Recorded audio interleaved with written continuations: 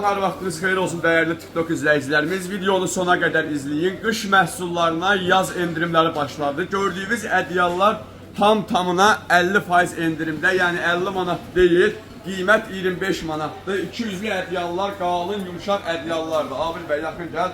Dovşan tükündən ədyallarımızı görürsünüz. Məhsullarımız 70 manat, 60 manat satışı olan məhsullardır. Endirim edilən sadəcə 50 manata yaxınlaşır ünvanımızdan əldə edirsiniz. Dünənki videomuzda çox suallarla rastlaşdıq. Odur ki, rastlaşmamaq üçün məhsulların rənglərini izləyirsiniz. Baxın, hər birisi 50 manata endirimdədir. Gördüyünüz şuba modelli ədyallarımız, bəli, endirimdə 25 manatadır. 50% endirimlə 25 manat yaxınlaşsınız, bu məhsulları əldə edirsiniz. Məhsullarımızın rənglərindən və ölçülərindən asılı olmayaraq bütün ölçüləri məhsullar bitənə qədər 50 manata endirimdədir. Hər birisi 50 manatdır.